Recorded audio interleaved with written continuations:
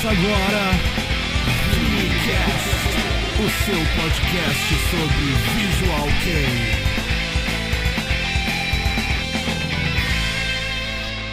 Bem-vindos, pessoal. Aqui é mais uma vez o Rory, junto com o Iri e o Yuki no seu VCast.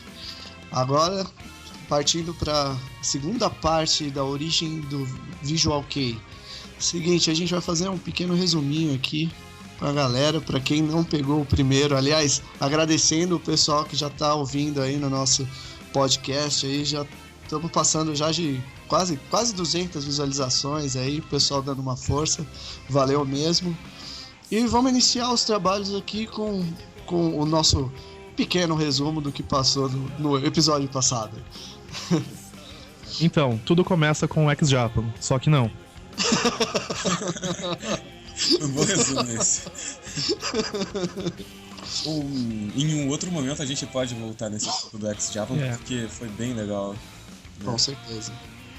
Então, basicamente, o que a gente falou no primeiro? A gente buscou a coisa lá no começo dos anos, no final dos anos 70, começo dos anos 80. Falamos das bandas aí que começaram com esse agito visual e como o X-Japan foi importante para a popularização dele.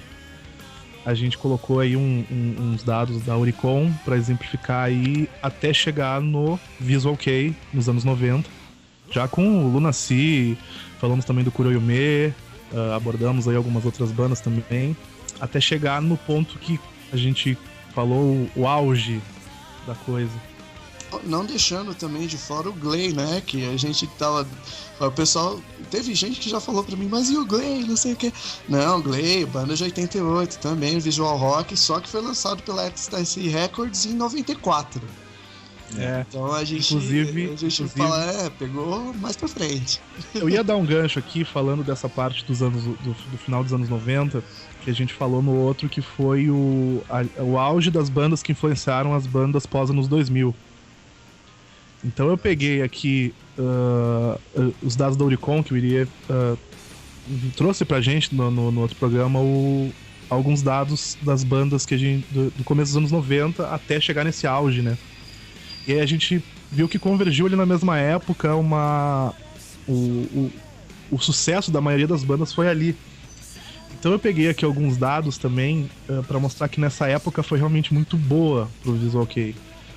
Por exemplo, o álbum mais vendido do Jiren Grey, segundo a Oricon, que é o que tem mais sucessos, foi o Gauze, que foi lançado no dia 28 de julho de 99, estreou em quinto e ficou 7 semanas.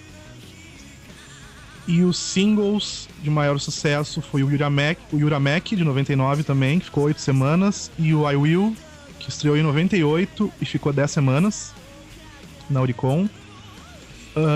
O álbum que mais vendeu do Kuroyume foi lançado em 99, ficou 14 semanas, que é o Best Of deles, o Best of the Worst. E o Corkscreen, de 98, estreou em segundo e ficou 10 semanas. O Malice Misery ficou 16 semanas com o Merveils, que estreou em 18 de março de 98, estreou em segundo lugar. Incrível também. E o álbum Miserable do Gact, de 99, estreou em segundo lugar, ficou 12 semanas. E o single Vanilla, de 98, estreou em quarto e ficou 10 semanas. Essa coisa aí do Jiren Grey que você falou, até é legal, porque os 3 singles do Gauze foram o primeiro, segundo e terceiro do Oricon, se eu não me engano, né? Foi o... Agora eu não lembro a ordem correta, mas assim, foi o Akuro no Oka, o Cage e o outro single que eu não lembro agora qual foi... Yuramek, que você acabou de falar. Então, foram os 3 singles que eles foram lançados antes do álbum e lançados no mesmo dia, os 3 singles. Eles foram terceiro, segundo e primeiro no Oricon no último dia do lançamento, ou seja, tava bombando mesmo parada na época. E eles tiveram um empurrãozão do Yoshiki nessa época. É verdade. Porque o Gauze foi pelo Yoshiki.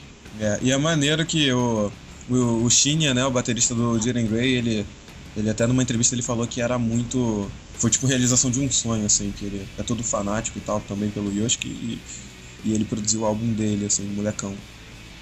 Muito legal. Então, aqui eu citei algumas bandas que mais ou menos tiveram os seus maiores trabalhos, no caso de vendagens, assim, que no caso a gente pode falar que atingiu um maior público exatamente nessa época.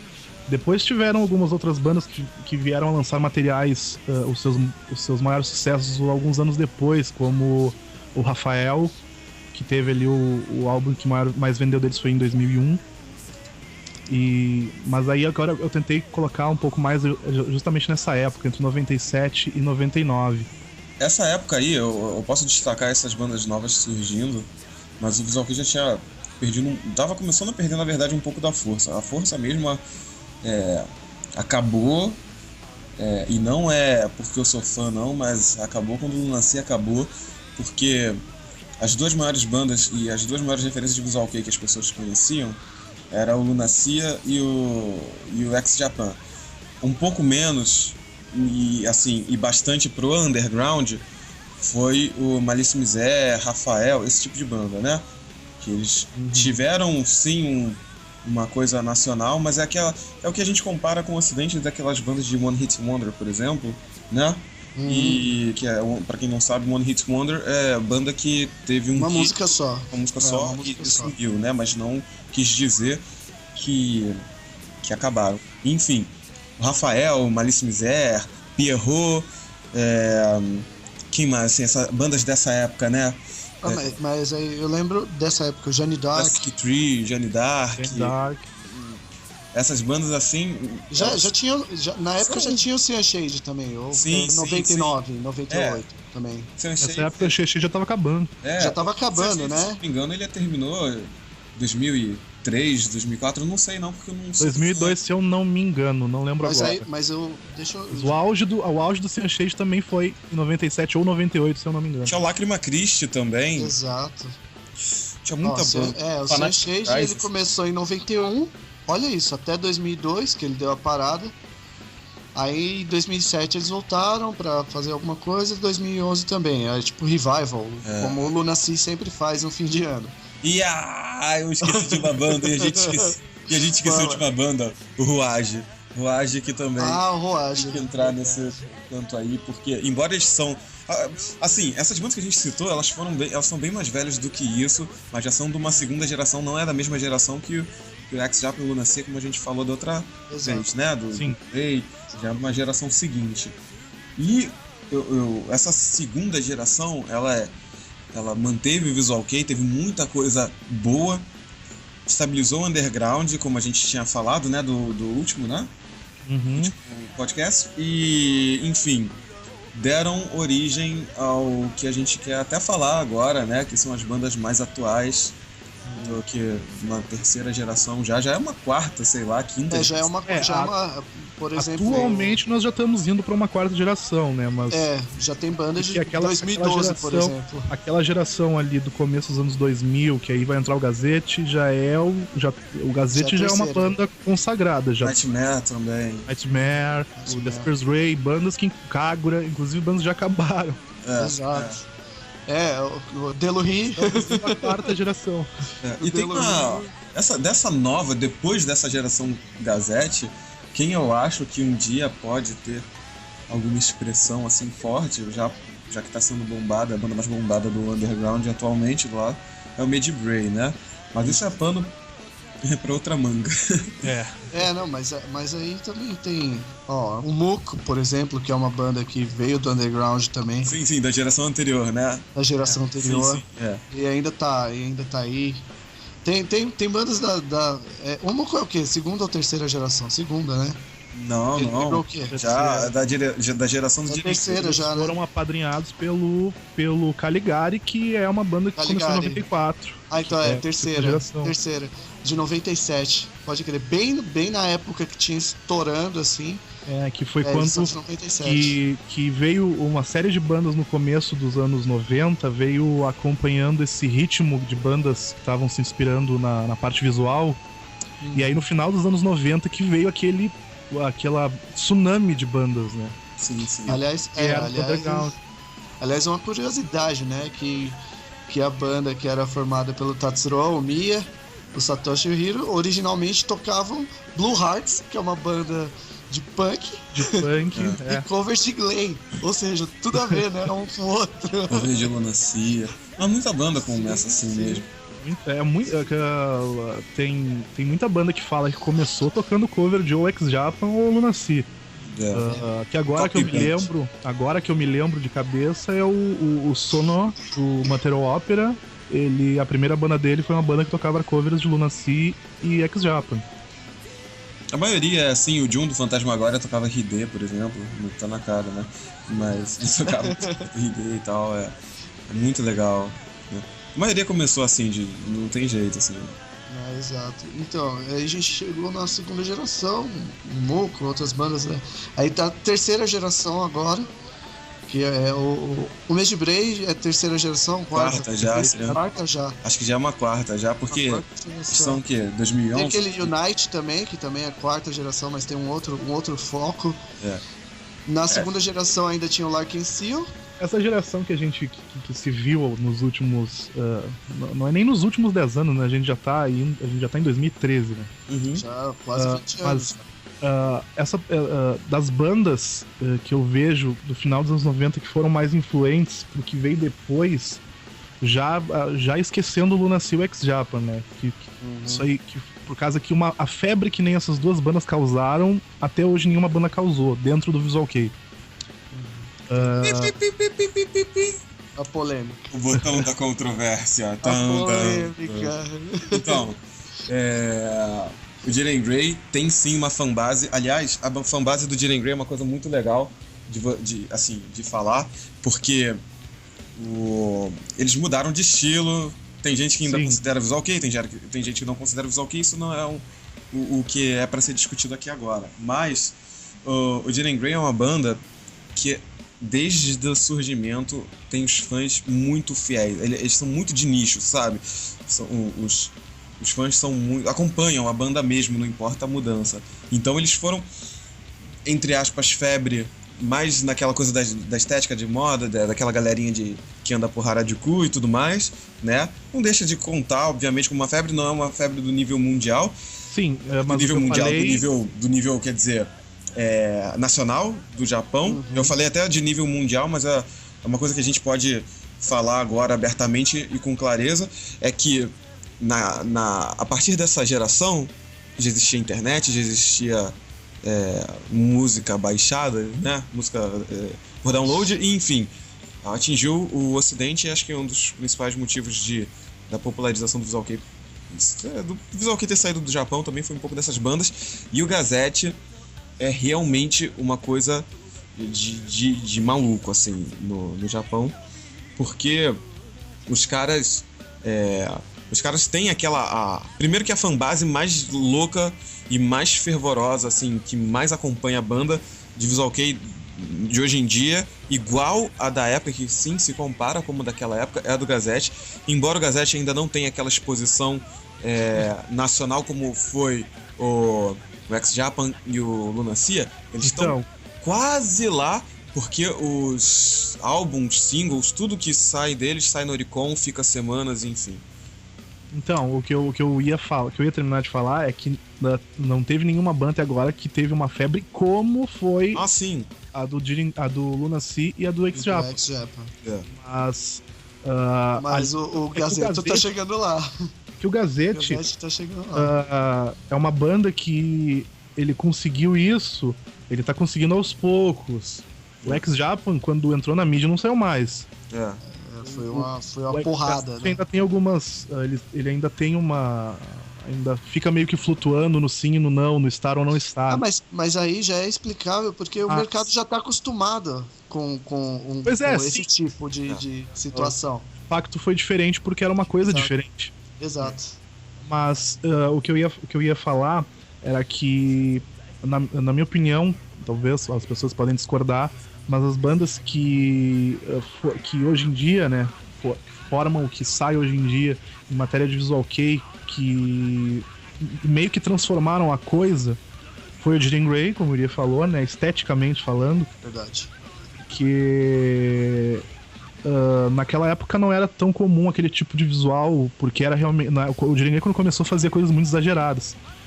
Mas quem também fazia... De um jeito diferente, por sinal. Sim, mas quem também fazia isso de forma exagerada e que influenciou muito a banda, até no final dos anos 90, inclusive, aquelas bandas que surgiram no underground, foi o Malice Miser, esteticamente falando. O musical tem uma banda fez... Versalhes que eu diga, né? Pois é. Mas essa coisa que eu falei da estética, Yuki, foi justamente o povo, não o povo de banda que montou banda, enfim, era a galera fã, assim, a fandom mesmo, que tá na rua e eu vou no domingo em Harajuku e me encontrar com os meus amigos, sabe? Esse tipo de gente que realmente foi pego por essa estética, sabe? Isso que eu quis dizer. Né? Era a galera mesmo de rua e tal, enfim, galera acho que deu margem pra criar aquelas marcas lá, tipo H Naoto, né, o Heiji Naoto. Mas dá pra negar que teve a sua influência nas bandas que vieram depois também. Sim, sem dúvida. Pô, tem uma banda atual mesmo, assim, chamada Griva, eu não sei falar direito, é Grieva e no katakana é Griva, né, e aí o que acontece? Essa banda, se tu vê o clipe, tem um clipe deles no hospital, é muito parecido, muito. Vocês aí de casa podem até ver, eu não sei o nome da música, daqui a pouquinho eu procuro, mas é igual Isso, Griever. O clipe deles é igual ao do Cage do Jiren Grey, a estética deles é igual de Cage do Jiren Grey. É muito engraçado, e a parada é de agora, assim, de 2011, 2012, nem sei quando surgiu a banda, eu tenho até um flyer aqui em casa. From Nihon lá, que a minha namorada pegou lá os flyers e me deu. Aí tem aqui um flyer deles e tu vê assim o cabelo é igual aqueles do Tatsuya do Síndrome, do Kyo do Jiren Grey, aqueles cabelo louro pra cima, sabe? Nossa. Muito legal mesmo. Kotevike, né? Kotevike.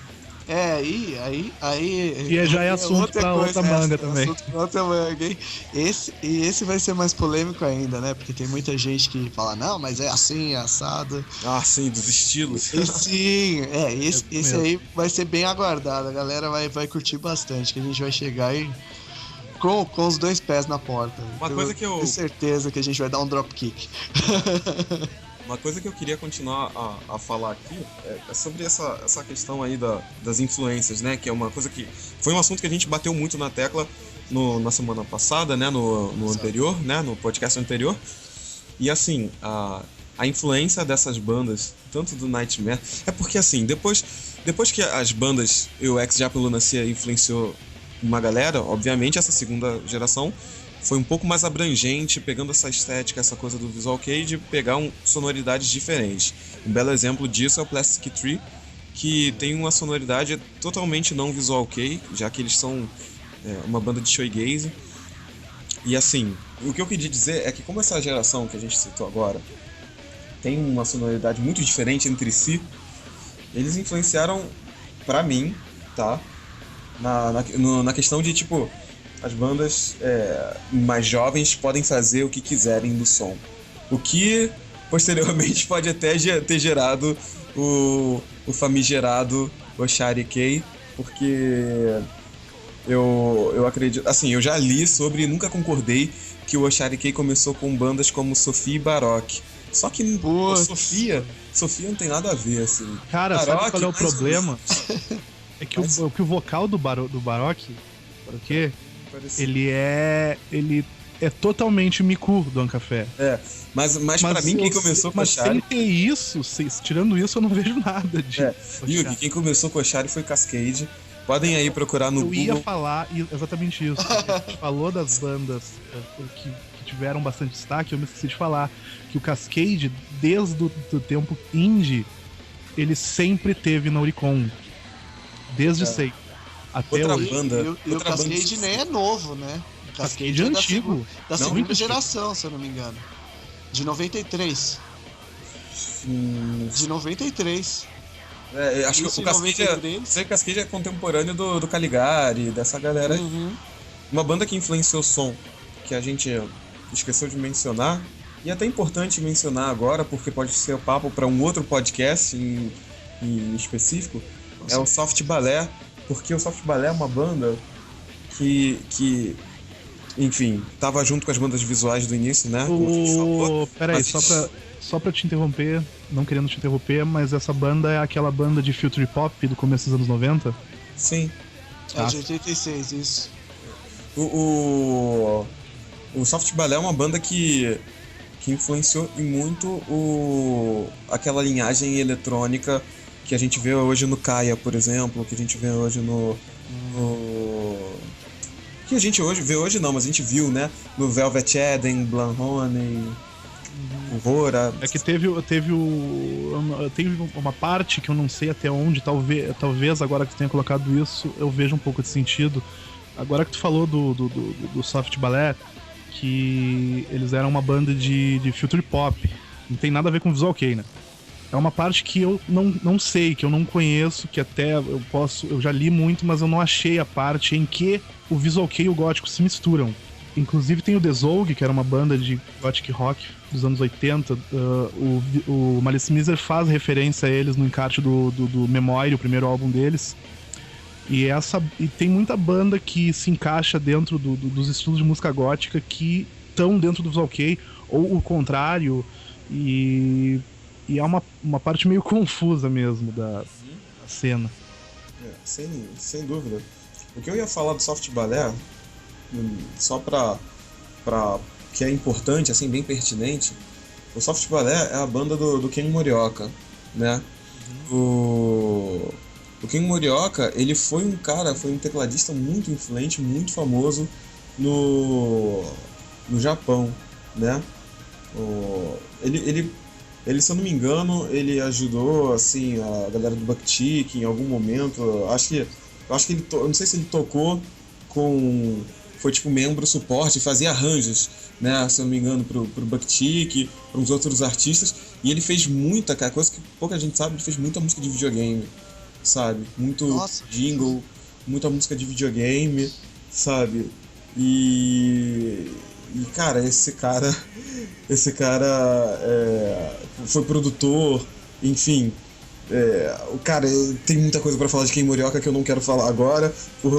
Ele merece até um destaque maior, porque o Ken Morioka, caso vocês nunca ouviram falar nele, procurem, porque o Soft Ballet, agora também tem que pesquisar porque eu não sou uma enciclopédia, mas o Soft Ballet deu origem depois a uma banda chamada Iceman, né? Já não é tão Visual Kei assim, a gente tem essa coisa, como o Yuki falou, que a gente já não sabe bem onde é Visual Kei, onde é gótico, onde é post-punk, onde é, enfim, future pop, mas nessa salada, nessa confusão, saíram umas coisas muito interessantes que vale a pena vocês procurarem aí. Eu acho que um exemplo bem claro dessa parte da gente não saber o que é gótico, o que é Visual Kei, onde separa isso, é o Velvet Eden. Sim. Porque o Dada, o vocalista do Velvet Eden, ele já disse algumas vezes no Facebook, não sei quem é que tem ele adicionado no Facebook, ele fala bastante disso às vezes. Ele já disse que quando ele formou, ele era bastante amigo do Mana, do Malice Miser, e quando ele se mudou pra Tóquio, ele queria formar uma banda gótica. Ele queria formar uma banda que tivesse influência de industrial, EBM, ele não queria uma banda Visual Kei. E ele falou isso pro Mana, ele perguntou pro Mana, ele disse isso no Facebook dele, que ele perguntou pro Mana se ele conhecia membros pra uma banda, mas ele não queria uma banda Visual Kei. Ele falou isso. Facebook. Tá lá, se procurarem acho que ele falou isso uns 2 ou 2 anos atrás. Ah, tá, mas isso é recente, é porque eu pensei que tu tinha falado referente àquela... Não, ele falou isso recentemente, sim, que ele contando histórias, né? Uhum. E ele perguntou pro Mana, na época, se ele conhecia membros pra banda dele, mas ele não queria membros pra uma banda Visual Kei, ele queria membros pra uma banda de future pop, EBM, eu não sei exatamente qual gênero que ele tava procurando na época, não me recordo. Pô, será que o Mana respondeu pra ele? Porque, não sei, mas o Mana. Ele disse nesse post que ele fez que ele tava trabalhando numa loja de CDs em Harajuku e entrou o Calme. E ele perguntou pro Calme se ele gostava de industrial, e foi aí que começou a parceria dos dois. E aí formou-se o Velvet Eden.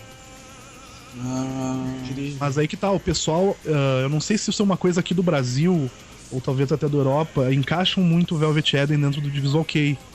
mas o Dada já falou que não queria uma banda visual kei, não considerava o Velvet Eden uma banda visual kei. O que é engraçado isso, né? Porque o que acontece? O underground japonês é uma coisa muito louca, porque as casas de show, elas, até na história do Glay falam sobre isso, que as casas de show, elas ou aceitavam, ou você era muito visual. Isso é uma outra coisa que tem que ser levado em conta nesse podcast de hoje, é que assim, as casas de show queriam bandas visuais, porque de certo era o que enchia a casa. Então, as bandas, tipo o Cyan Shade, e o Jeanne d'Arc são dois belos exemplos disso. Eles falavam que eram bandas visuais para ter espaço para tocar. Basicamente isso. Assim que eles conseguiram uma estabilidade de mercado, eles abandonaram visual. Visual.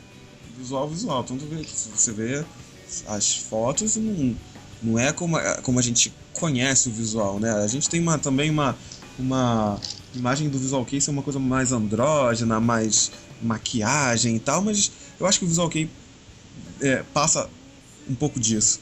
E enfim, essas bandas do gótico, como a gente está citando, elas estavam nesse período também. Eu acredito que até hoje ainda role algo do tipo, porque se você pega uma agenda de uma banda visual e pega uma agenda de uma banda não visual, as duas relativamente famosas, assim, grandes e iguais, né? de grandezas iguais, né?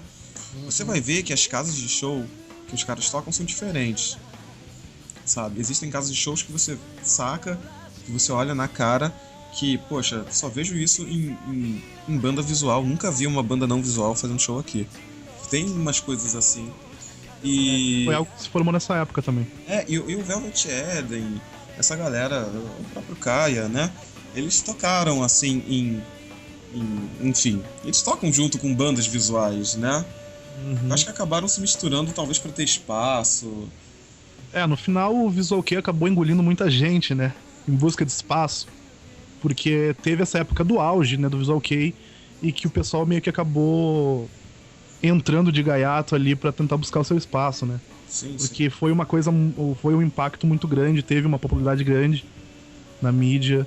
E infelizmente eu acho que talvez tenha sido isso a colaborar um pouco pra surgir aquela tsunami de bandas no final dos anos 90 que acabou por fim em fazer o visual kei cair, né? Sim. Que aí virou mais uma ferramenta de mercado, falar tal banda é visual kei, mas na verdade caiu num... Como é que vai falar? É tipo uma prateleira, todo mundo visual kei, assim. Meio que generalizou a coisa. Como eu disse, eu vi uma entrevista do Lynch que eles falam assim, perguntam pra eles se eles eram uma banda visual, né? E aí, eu não lembro qual do Lynch, vou chutar o Hazuki aqui, que é o vocalista. Ele falou, pra mim essa coisa de ser uma banda visual ou não ser serve mais pra separar os nossos CDs numa loja de música, porque pra gente não importa o rótulo, não, a gente é uma banda de rock. O Disperse Ray falou isso também, né? Já uma coisa próxima disso. E a gente fala da origem, já tá praticamente desconstruindo o mito, hein?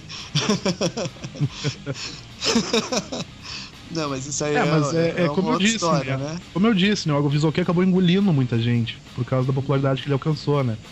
Sim.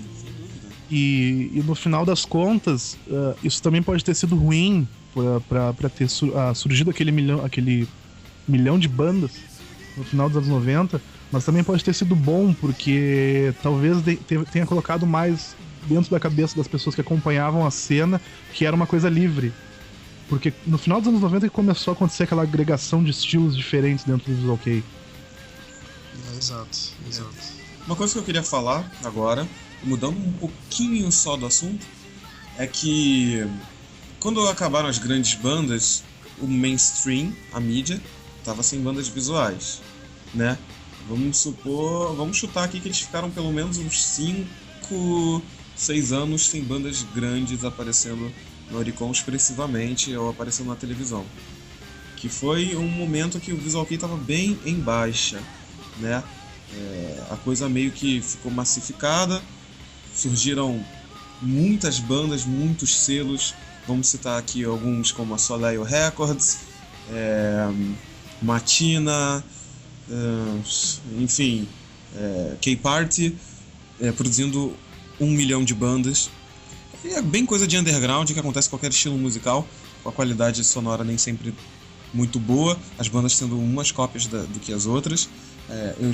Na época que eu comecei a curtir Visual Kei, essas bandas ainda estavam, né, em voga, e muita gente, muito fã de Visual Kei da época ficava falando: nossa, eu prefiro o Visual Kei Old School, porque o Visual Kei Old School, que é dessa geração, né, o Visual Kei Old School era mais legal, era mais original, não sei o que, mas as bandas eram muito mais cópias umas das outras do que hoje acontece. Sim. E hoje acontece muita coisa chata mesmo, na minha humilde opinião, mas naquela época era muito esquisito porque não tinha produção legal também.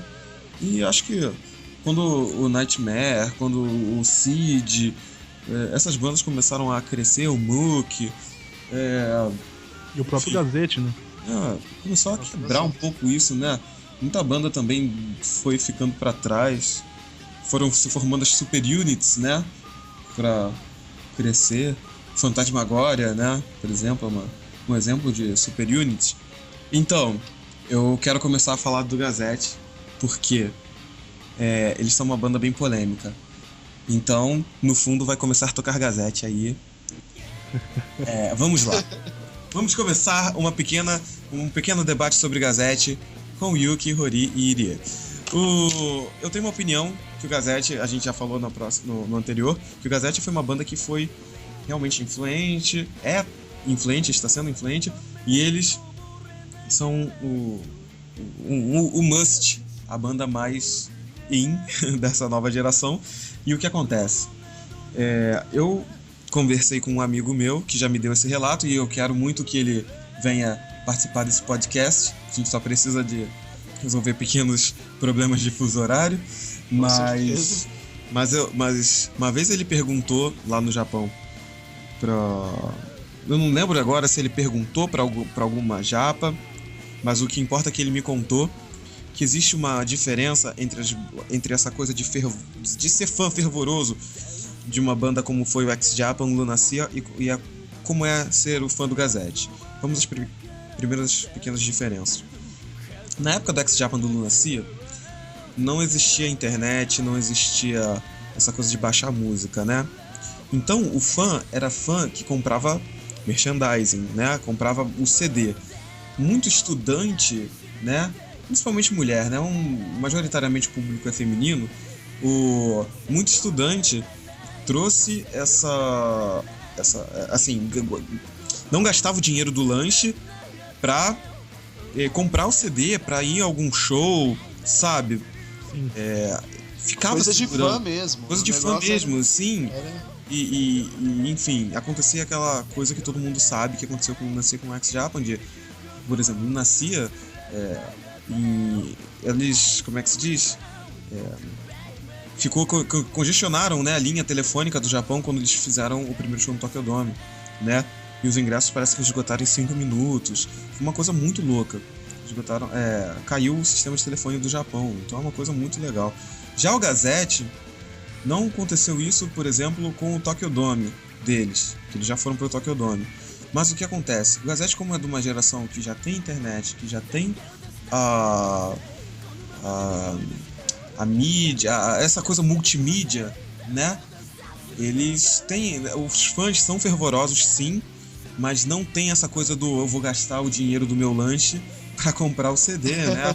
Hoje em dia as coisas são mais fáceis. Eu posso baixar, exato, mas os fãs, assim, tem o Heresy, e uma coisa que é muito, e assim, contribui absurdamente muito pro Gazette, é o Heresy, que é o fã-clube oficial deles, que tem muito privilégio, assim como o Anot, do Jiren Grey, que eu acho que são dois grandes responsáveis por ter tanto fã fervoroso até hoje, porque a galera do Heresy, por exemplo, tem muito privilégio para comprar ingresso de show, sabe? Se tem uma casa de show que vão fazer para 5 mil pessoas, um show, pessoal do fã-clube tem prioridade. Tem prioridade pelo menos nos primeiros 1000, assim. O primeiro 1000 é só pro fã-clube. E esgota mesmo, sabe? O fã-clube lá se come na porrada pra conseguir, sabe? E hoje em dia o Gazette vai vir aqui pro Brasil e tá fazendo uma turnê mundial, né? O que eu, como fã, fico muito feliz, porque ao contrário do Lunacia e do X-Japan, eu não era fã em 92. Em 92, 91, eu era criança, sabe? Eu tinha 5, 6 anos de idade, aproximadamente. Então, eu tava mó desperdício de tempo. Eu aqui no Brasil aprendendo a ler e escrever, e o Lunacia fazendo vários shows fodas no Japão. E eu aqui aprendendo a ler e escrever, a andar, sei lá. E, enfim, podendo ser visual, porque já desde essa época, né, Yuki? Claro. Ô, louco! E o que acontece? O Gazette, cara, é uma banda que eu acompanho desde o início, porque o Gazette, quando surgiu, pra mim, era mais uma banda que eu baixei da internet, sabe? Era apenas mais uma banda e, assim, dentre todas as outras. Só que eles foram crescendo. Eu lembro que o primeiro grande boom do Gazette que eu acompanhei foi quando eles lançaram Madara, de 2004, se eu não me engano, que foi um mini álbum muito bom mesmo. Eles fizeram um clipe pra, assim, tô falando muito bom na minha opinião, né? Eu espero que vocês concordem comigo, né? Eu concordo. Muito Madara bom. Quando eu conheci... 30 de março de 2004. Quando eu conheci o Gazette, o álbum do momento do Gazette era o Madara. Eles ainda não tinham lançado o New. E foi a primeira... Eu lembro que na época já de fórum, de internet, de Orkut, a galera fã de Visual Kei que viu esse destaque. Eu lembro que os destaques dessa época foram o Mook, eu não lembro qual foi o lançamento do Mook, que eu não acompanhava nessa época, mas o Disperse Ray, quando lançou o Maverick, Born, esses singles, foi um auê pro Ocidente, já falando do Ocidente, descentralizando do Japão, que já que as coisas não iam tão bem no Japão, no mainstream, foi onde o Visual Kei mais ganhou destaque no Ocidente, né? E foi, então, o Madara, já falando do Gazette, é o Madara e o... Só fazendo um adendo, acho que o álbum do Muck que tava fazendo sucesso era o Gerbera, o single Gerbera, se eu não me engano, deixa eu ver... Tinha, acho que coisas... É porque teve uma apresentação do Beautiful Fest de 2003 que ficou muito famosa na época. Muito. Sim. Tinha o Miyavi, Disperse Ray, tinha o Duel Jewel, que se eu não me engano foi a primeira banda a fazer um show dessa nova... né? E tinha o Ichini Zero Ichini também. Não, na verdade, era o Kutsuki no To. Kutsuki no To. Setembro do ano de 2004 também, junto. Isso mesmo, Kutsuki no To, que é um álbum fantástico. Eu fui gostar dele muitos anos depois, mas é um álbum fantástico. E, enfim, o segundo boom que eu vi do Gazette foi o Ureila, né, o single Ureila, que eu lembro que muitas menininhas aí, se você é menininha que gosta de Visual Kei dessa época, você usou o nick de Ureila, porque eu lembro que existiam várias Ureilas no MSN, no Orkut, tinha muita Ureila, porque era a música do momento, né? Ureila, depois teve Cassis, mas não foi tão famoso quanto Ureila, né? Foi esse impacto. E agora o impacto Mora, assim, que destruiu e levou o Gazette para um outro patamar. Sem dúvida foi Filth in the Beauty. Que é single do Stacked Rubbish. Que é single do Stacked Rubbish, que eu acho um álbum fantástico. Que é 2007? 2007. Cara, Stacked Rubbish é um álbum que eu ouvi muito e muitas vezes. E tem Agony, né? Tem Agony. Ele ficou em terceiro lugar na Oricon. Sim. Já chegou. Foi aí, nessa época aí, né, de Madara, assim, acho que é onde eles começaram a aparecer mesmo no Oricon, bater carteira no Oricon, e falar, olha só, já que não tem banda visual nenhuma aqui desde essa época aí de Lunacia e tal, e a gente é muito fã de Lunacia, então vamos querer seguir os passos desses caras aí, esses gados aí, então vamos fazer aí a nossa presença no Oricon. E cara, desde então, todo single que o Gazette lança tá no Oricon, sempre tá entre os primeiros. O Gazette, quando lançou o Division, ficou em segundo lugar no Oricon. E na época, e no dia que eles lançaram, desbancaram muito artista famoso no Japão. Desbancaram, sei lá, One Direction, né?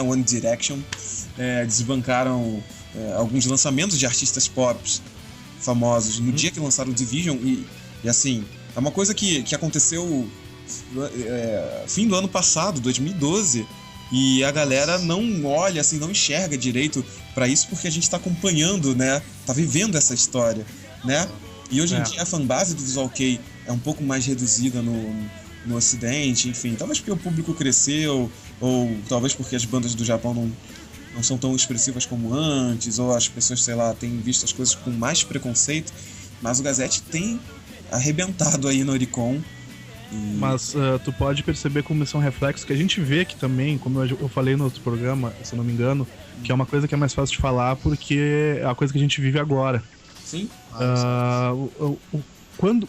Em que ano foi o boom do Visual Kei no Brasil? Não foi entre 2006 e 2007?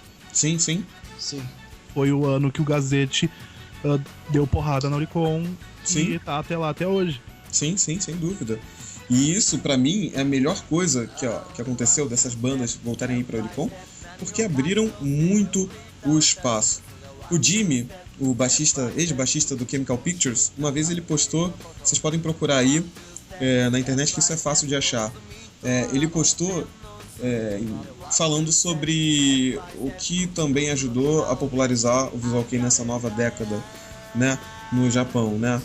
Antes tinha essa coisa da estética, do visual, menininha que gosta, que acha o Hide bonito, acha o Sugizo bonito, mas uma coisa que chamou muita atenção é que o Jiren Grey, o Muck, vê outro exemplo de banda pesada aqui, vou citar já do underground já, o Death Gaze da vida, o Lynch, essas bandas, todas elas influenciaram para trazer homens para o Visual Kei. E aí que a gente entra para um novo patamar do Visual Kei, que é já dos anos 2000, que é o chamado Neo Visual Kei, que é um termo que surgiu por volta de 2004, 2005, e o Neo Visual Kei, que é um dos grandes representantes atuais do Neo Visual Kei, são as bandas que estão em voga, né? O Nightmare, Gazette, Seed, Alice Nine, essas bandas que já não tem tanto essa coisa de vestir sainha e muita maquiagem, é uma nova estética visual, uma coisa muito mais atual, e enfim, todos influenciados pela panela do Lunacia e X-Jap. Verdade, e uma pergunta, assim, o Galnerius nem se encontra dentro desse pessoal, porque é uma banda de metal, viu? Tem muita gente que acha que Aí é o que foi aquele negócio que eu falei, que acha que é visual, engoliu muita gente. Mas, ó, amigos que gostam de Galnerius, que acham que é Visual Kei, pode esquecer, viu? É metal. O Omiosa também tava nessa panela. O Miosa, que também é metal. O Miosa, o Galnerius, Sex Machine Guns. Sex Machine Guns não é metal. Mas nem eles são metal. Se você procura no Visual Kei Database, tem eles como artistas de Visual Kei. Foi aquela história, né? Meio generalizou a coisa, né? É japonês, tá tocando rock, virou Visual Kei. Não, é japonês. É japonês, tá com um lápis de olho pintado. É Visual Kei. O Omiosa tem uma explicação. Eles foram. Inclusive, existe até participação. Eles se influenciaram muito na banda dos anos 80, o Kiniko Shoujotai. Sim. Que foi uma banda que ajudou também nos anos 80 a formar os moldes do que veio a ser o Visual Kei. Se eu não me engano, foi a primeira banda a adotar elementos nas letras do Eroguro. Não esteticamente, mas eles adotaram do movimento que teve no Japão no século passado. Eles pegaram bastante daquela filosofia para colocar nas letras. E o som deles era bem puxado pro metal também, como era naquela época, né, nos anos 80. O Omiosa se inspirou bastante neles. Isso me lembra uma outra banda chamada Inugami Circus Dan, né? Inugami bem mais recente. Que é de 94 e tá aí direto, na verdade, né? É que é complicado. Com elementos kabuki, bem misturado. Rory? O Plastic Tree começou em 94 também. 94 também. Só que o lance é que assim. O lançamento é só. Eles se projetaram bem depois, assim, né? Sim, tanto que o primeiro álbum, por exemplo, do Inugami Circus Dan é de 99. A banda existia, tem os mini álbuns como o Goreizen, que é de 97, mas mesmo assim, 97 já seria a terceira leva já. também. Naquela época existia uma dificuldade grande em lançar material também, né? Não é como agora. O que contribuiu bastante foi as gravadoras, mas também os selos, né? Mas também é assunto para outro podcast. Ai, que da hora. Selos, os selos, as gravadoras que ajudaram a impulsionar as cenas em particular. Então, para encerrar esse podcast, assim, que a gente já tá com tempo, e já dando gancho pro próximo, eu queria falar uma coisa que é até polêmica. Sempre que a gente fala de Gazette, é polêmico. O Gazette é de uma gravadora, o Gazette é de um selo, né, chamado PS Company, que a gente conhece e já ouviu falar que é bem polêmico. Eu não sei nem mais o que é tão polêmico entre os fãs de Visual Kei hoje em dia. Eu não sei o que é mais polêmico. As pessoas falando dos fãs de Gazette, as pessoas falando do Gazette, ou as pessoas falando da PS Company, né? É bem chato. E no próximo podcast a gente quer falar sobre a influência das gravadoras, selos, distribuidoras, meio que desmistificar isso, porque você, fã de Visual Kei, que sempre fala: ah, eu não gosto da banda tal porque é da PS Company, ai, eu não gosto da PS Company. A gente vai desmistificar um pouco esse assunto pra você reclamar, sim, mas com razão. Eu já vi muita briga no Orkut com Caps Lock ligado por causa disso. Nossa. É bem frequente, A coisa que eu mais ouvi, não sei se vocês já ouviram também, tipo, a PS Company estraga bandas. A gente vai falar sobre isso no próximo tópico, assim, no próximo podcast, exclusivamente sobre gravadoras, selo, major, indie. O que é major, o que é indie, o que é tudo isso. Oh, meu Deus, quanto termo. O pessoal meio que se perde, eu acho, na parte do que é a gravadora, o que é o selo, tem diferenças, e da distribuidora também tem diferenças. O exemplo clássico que tinha entre 93 e 2000, que foi ativa, a Tears Music, que era uma produtora, e dentro dessa produtora tinham 3 selos que são muito famosos para quem conhece o que é a Enamel Records, a Monster Production e a K-Party. Nossa. São selos da produtora. É bom, eu queria falar. No próximo a gente fala sobre eles, porque tem muita coisa pra falar deles. E aqueles VHS toscos, aquelas coisas maravilhosas que a galera fazia, aqueles plágios um do outro. Bom, galera, então, antes que o cheiro de naftalina tome conta do nosso podcast, vamos terminando por aqui. Valeu pela audiência, galera. Espero que vocês continuem com a gente. Pode falar com a gente também no Facebook, no YouTube. Pode deixar sua sugestão, seu comentário, seu feedback pra gente, que a gente adora. Valeu, galera. Até o próximo. Tchau. Até o próximo. Valeu, gente. Tchau. Até.